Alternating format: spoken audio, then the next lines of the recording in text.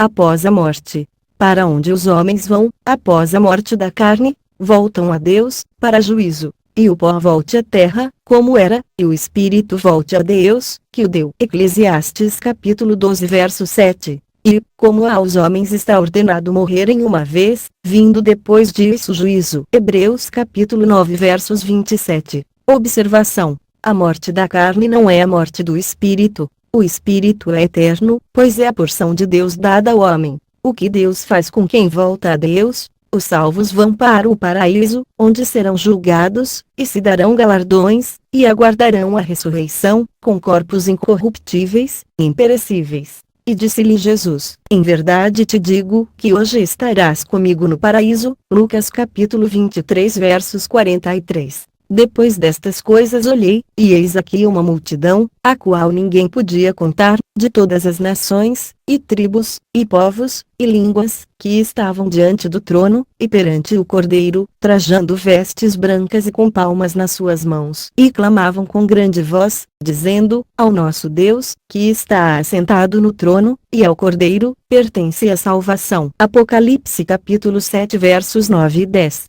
Os não salvos vão para o Hades, Sheol, aguardar o tribunal de Deus, diante do grande trono branco, onde receberão condenações de inferno, lago de fogo, conforme as obras de cada um.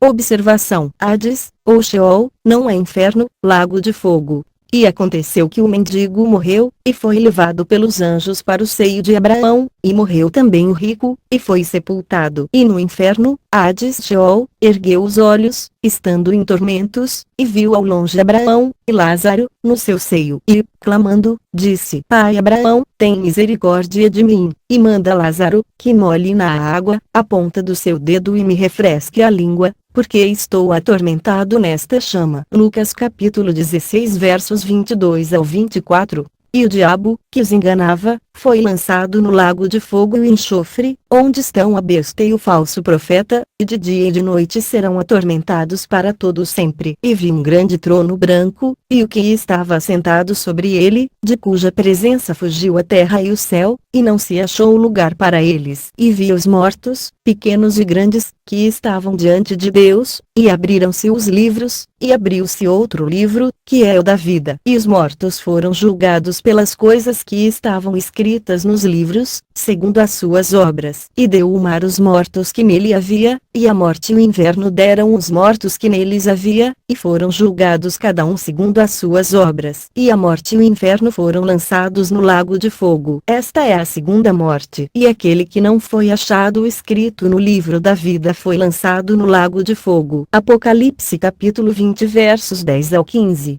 Observação: o inferno, feito para o diabo e seus anjos, ainda está vazio e será inaugurado antes do milênio pela besta, um gentil sediado em Roma, e pelo falso profeta, um israelita, o iníquo, antes mesmo de Satanás. Apocalipse capítulo 19 versos 20, que será lançada no inferno após o milênio. Apocalipse capítulo 20 versos 10.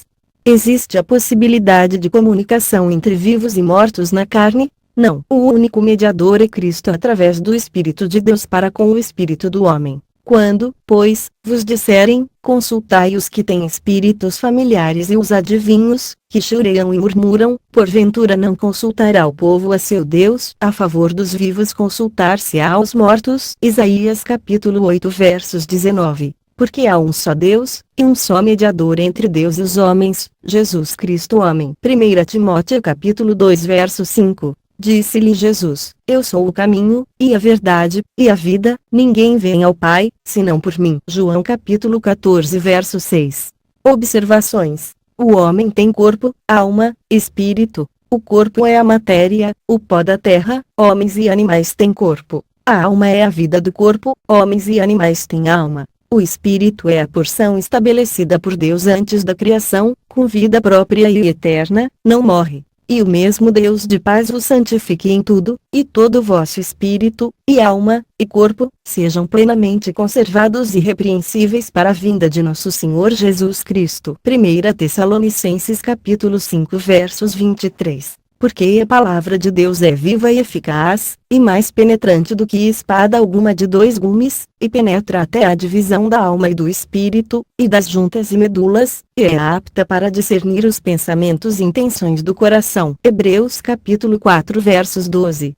A salvação do homem não depende, em nada, do homem, mas exclusivamente de Deus. Porque, se viverdes segundo a carne, morrereis, mas, se pelo Espírito de Deus, mortificardes as obras do corpo, vivereis. Romanos capítulo 8 versos 13. Porque pela graça sois salvos, por meio da fé, e isto não vem de vós, é dom de Deus. Não vem das obras, para que ninguém se glorie. Porque somos feitura sua, criados em Cristo Jesus para as boas obras, as quais Deus preparou para que andássemos nelas, boas obras preparadas por Deus. Efésios capítulo 28 versos 10. Os animais irracionais também voltam a Deus, as Escrituras não nos revelam isso. Entretanto podemos presumir que, por não ter recebido o sopro de Deus em suas narinas, pressupõe-se que não. Contudo, figuras de animais no céu ou vindas do céu, são retratadas nas Escrituras de Deus. Estes animais celestiais, tanto podem referir-se às figuras bíblicas acerca de coisas celestiais que não conseguiríamos compreender, quanto a reais outras espécies celestiais que por motivos extraordinários Deus não nos quis revelar. Em última hipótese, já que Deus fez o espécime humano à sua imagem e semelhança, estes animais celestiais poderiam ser equiparados aos nossos animais domésticos. Mesmo assim, não sabemos se seriam animais que viveram na Terra. Eu, editor desta matéria, entendo que eventuais afetos que venhamos a ter aqui na Terra por animais de estimação, de alguma forma nossos corações serão conformados de plena satisfação quando estivermos no seio do Senhor Jesus. E Deus limpará de seus olhos toda a lágrima, e não haverá mais morte, nem pranto, nem clamor, nem dor, porque já as primeiras coisas são passadas. Apocalipse capítulo 21, versos 4. Num sentido mais amplo, sabemos que toda a criação é de Deus, e que de alguma forma retornará a Deus.